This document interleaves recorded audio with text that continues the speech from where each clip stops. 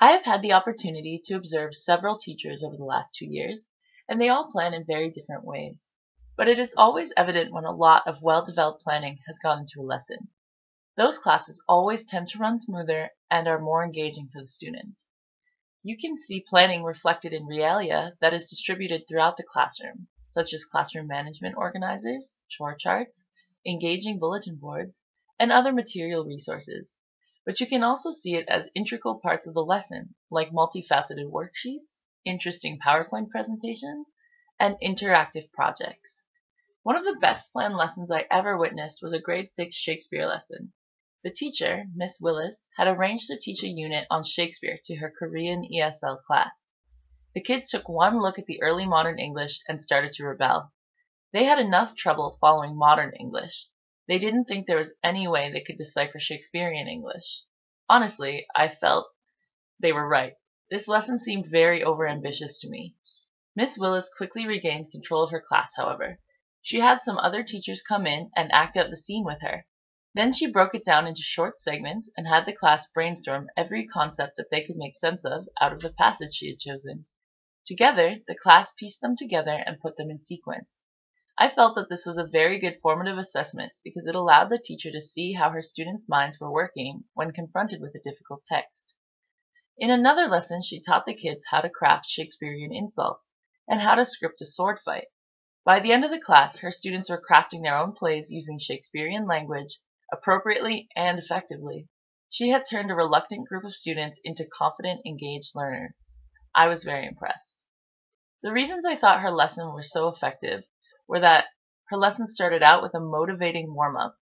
Acting out a live scene in front of the class was much more engaging than watching a movie clip would have been.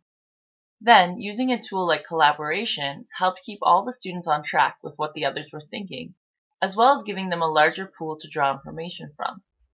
Using a skill they already knew like sequencing lent them confidence so they could organize their thoughts, and then teaching them Shakespearean insults added humor to the lesson to keep them engaged, teaching them to develop more interest in writing their own scene. When they had completed the writing assignment, she assessed them by having them act out their creation. It was clear to see who grasped the concept of the antiquated language by watching their plays.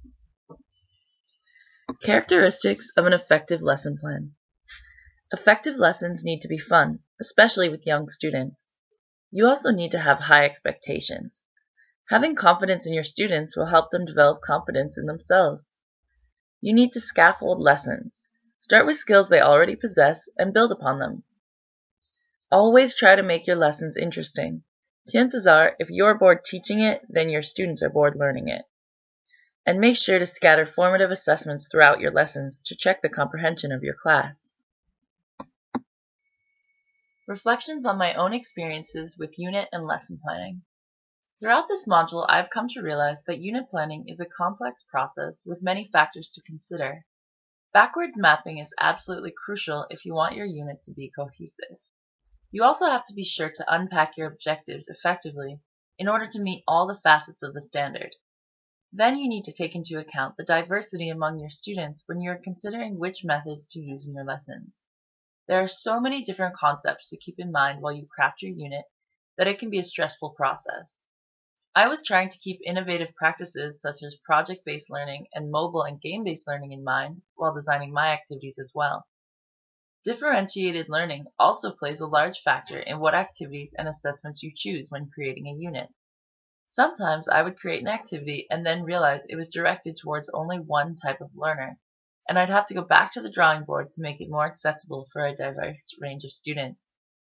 Overall, I'm glad I did it. It was a good practice for me since I work at a school right now, and sometimes I realize I'm too focused on daily lesson planning, and I forget to keep the big picture in mind. Backwards mapping is a really useful concept that I plan to put in practice in my future units. Another thing this module helped me realize is that I need to put more of an emphasis on assessments. I realized that I don't include enough formative assessment in my daily lessons. They are such a useful tool that cannot be overlooked. In closing, I feel that this module opened my eyes to the complex process of unit planning and curriculum building, and I will have more respect for it in the future.